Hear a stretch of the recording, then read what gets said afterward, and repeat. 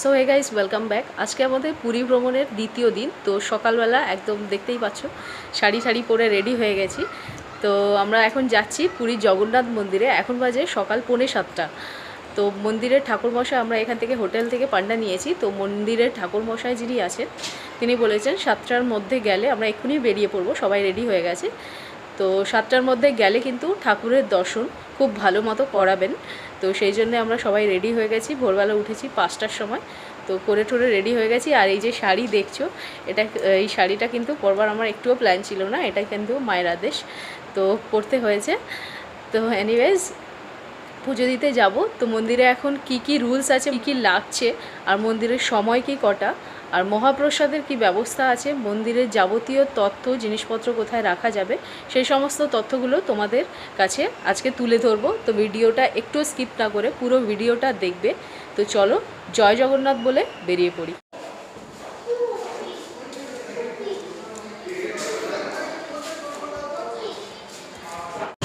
তো আমরা বেরিয়ে পড়েছি। এখানে দেখো সারি সারি অটো লাইন দিয়ে দাঁড়িয়ে আছে। তো এখান থেকে দেখা যাক কত কি ভাড়া নেয়।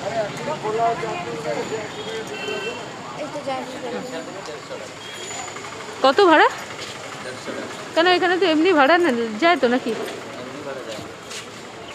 তো এখানে কিন্তু অটোওয়ালারা যেরকম ইচ্ছা ভাড়া নেয়, তো সেটা একটু বার্গেন করে দেখে যেরকম ইচ্ছে করে তোমরা যেতে পারো। বার্গেন যদি ভালো করতে পারো, সময় নিয়ে বেরিয়েও বার্গেনিং করলে কম করতে পারবে।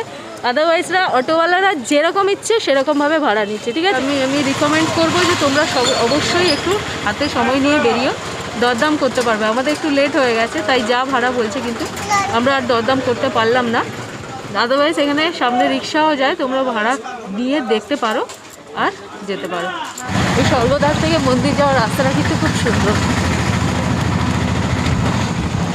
গতকাল যে স্বর্গদ্বার বাজারের ভেতর থেকে যাচ্ছিলাম, সেই বাজারের ভেতর থেকেই অটোটা যাচ্ছে। কতক্ষণ টাইম লাগবে দাদা? কতক্ষণ টাইম লাগে? হ্যাঁ হ্যাঁ, 10 মিনিট মতো টাইম লাগে অটোতে। আর এই মন্দির যাওয়ার পথে অসংখ্য এরকম ছোট ছোট মন্দির আছে। একদম সামনে চলে এসেছি মন্দিরে। আর এই লাইনটা দেখো, এই সকালবেলা 7টার সময় এত ভিড়। পুরো ভারতবর্ষে যে 4টি ধাম রয়েছে, সেই 4 ধামের এক ধাম হচ্ছে পুরীর জগন্নাথ মন্দির। মন্দিরের ভিতরে ক্যামেরা, মোবাইল কিছুই অ্যালাউ নেই। আর এই মেন মন্দিরের ভিতরে জগন্নাথ দেব ছাড়াও রয়েছেন বলরাম দেব এবং মা সুভদ্রা। রয়েছে বলরামের স্ত্রী মা বিমলার মন্দিরও।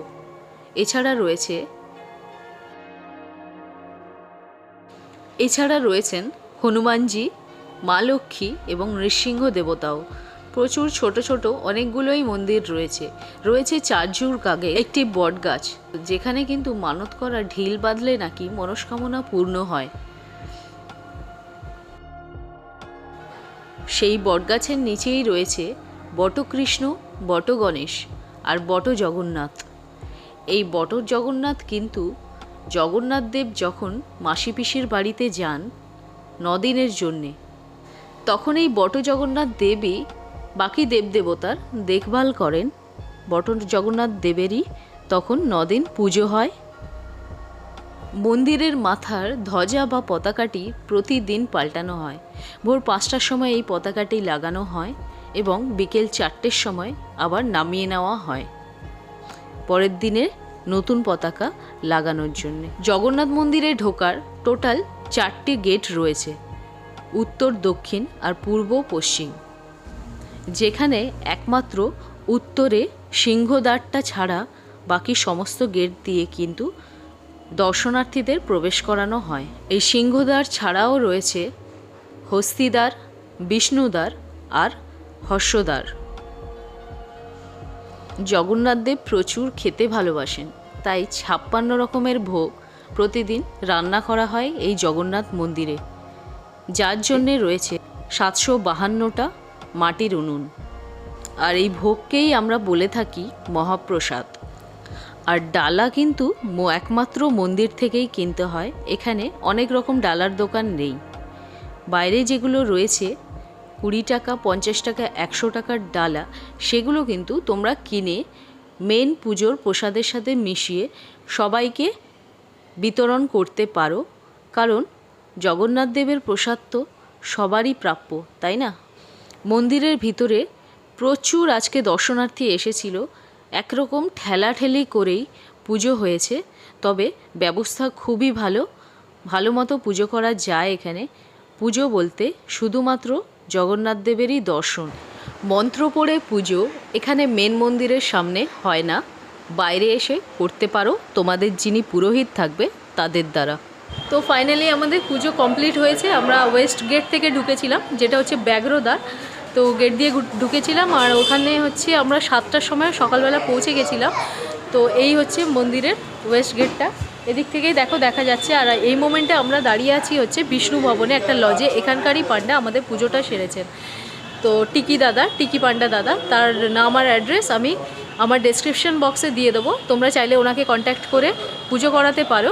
আর উনি কিন্তু খুব ভালো মতো মন্দিরের ভিতরটা পুরো ঘুরিয়েছে, খুব ভালো মতো সমস্ত মন্দিরের পুজোগুলো করিয়েছেন এবং খুবই অল্প পয়সার মধ্যে উনি করিয়ে দিয়েছেন। খুব ভালোভাবে বুঝিয়ে দিয়েছেন অ্যাকচুয়ালি।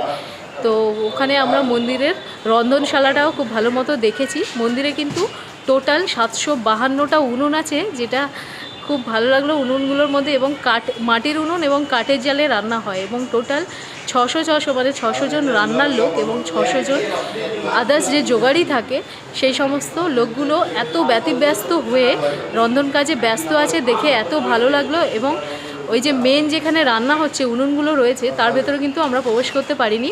আর বাইরে যে সমস্ত কাজ হচ্ছে, কাটাকুটি, ধোয়া, এই সমস্ত বাটা এই সমস্ত কাজগুলো হচ্ছে, সেই সব জায়গাটা আমরা পুরো ভালো মতো দেখে এসেছি।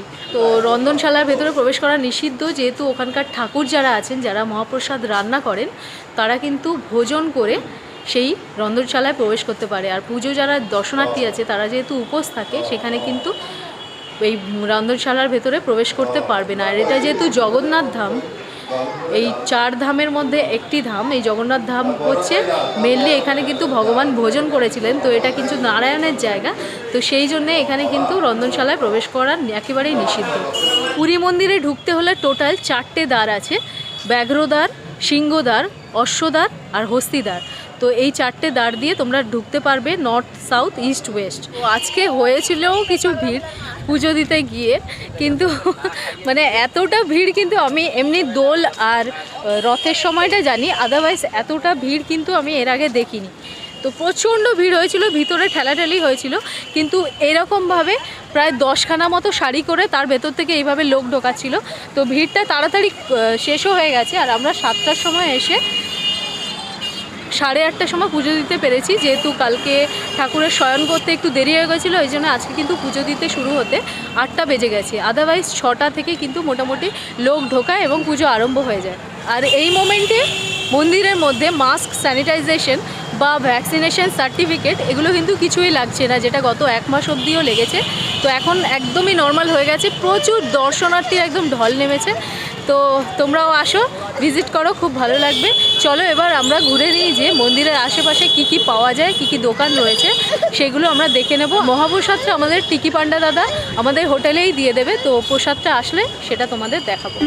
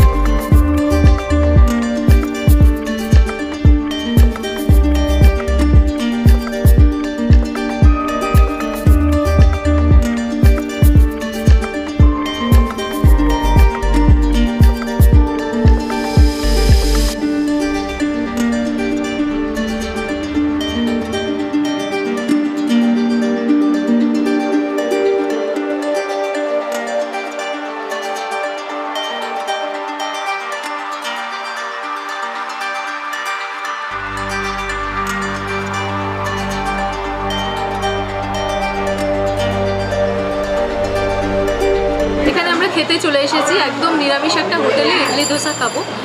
তো প্রচুর অনেকটাই রাস্তা আসতে হয়েছে। মন্দিরের আশেপাশে যে সমস্ত দোকানপাটগুলো ছিল ওগুলো কিন্তু সব সরিয়ে দিয়েছে, ওখানে সব কনস্ট্রাকশনের কাজ হচ্ছে, দোকানগুলো খুব পার্মানেন্টলি করবে। আর অনেকটাই দোকানপাটগুলো ফুটেজগুলো নেওয়ার জন্য অনেকটা ডিস্টেন্সে আসতে হয়েছে। প্রচুর খিদে পেয়ে গেছে, সকাল থেকে না খেয়ে রয়েছি। আমরা এখানে খেতে চলে এসেছি। আর আমাদের মহাপ্রসাদ যেটা দেবে সেটা কিন্তু 4টের পরে দেবে, কারণ আজকে পুজো হতে অনেকটাই টাইম লেট হয়েছে। তো সেই জন্য ঠাকুরের ভোগগুলো আগে দিয়ে নেওয়ার পরে আমাদের ভোগ কিন্তু আজকে বেরোতে কিন্তু অনেকটাই টাইম লাগবে আজকে।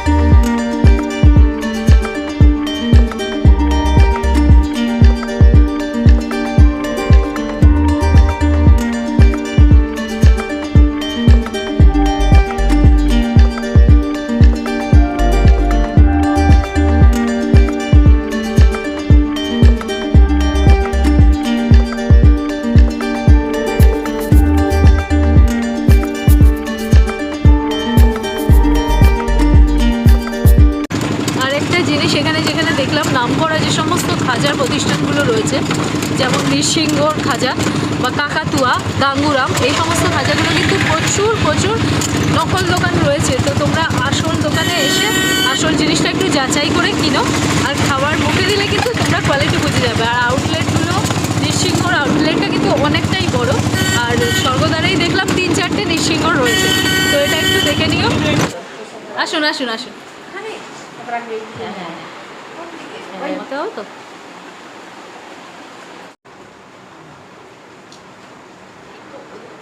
আমাদের ঠাকুর মশাই মহাপ্রসাদ দিয়ে গেলেন, এখন বাজে 4টে। তো এই 4টের সময় দিয়ে গেছেন। চন্দন যাত্রা চলছে, 21 দিন এখন চলবে, অক্ষয় তৃতীয়া থেকে শুরু হয়েছে। তো সেই জন্য 4টে বেজে গেছে, প্রসাদটা দিয়ে গেছে। আমরা এই প্রসাদটার জন্য এতক্ষণ অপেক্ষা করছিলাম, বিকেলবেলা এখনো বেরোয়নি। তো কি দিয়েছে সেগুলো একটু তোমাদের দেখিয়ে দিচ্ছি। এখানে একটা আছে, এখানে আছে অন্নভোগ।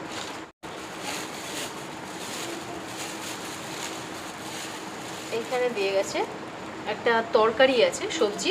যেখানে রাখিস না উড়ে পায়ে লাগবে বলে এখানে না লাগে। এখানে দিয়ে গেছে পোলাও,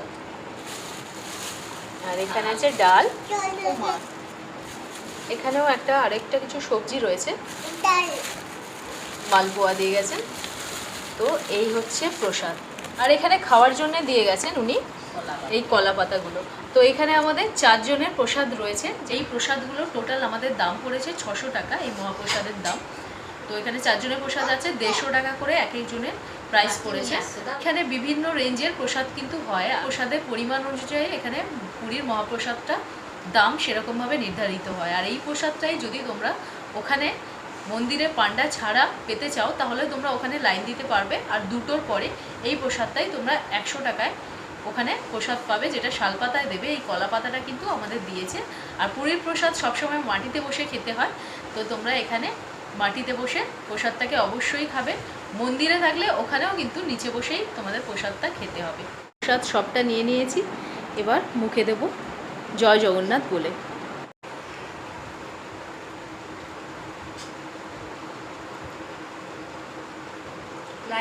জয় জগন্নাথ। পুরো অমৃত, এমন প্রসাদ আমি আগে কখনো খাইনি। পুরো মাটির উনানে, মাটির হাঁড়ি কড়াই সব কিছু মাটিতেই রান্না করা, মাটির বাসনে।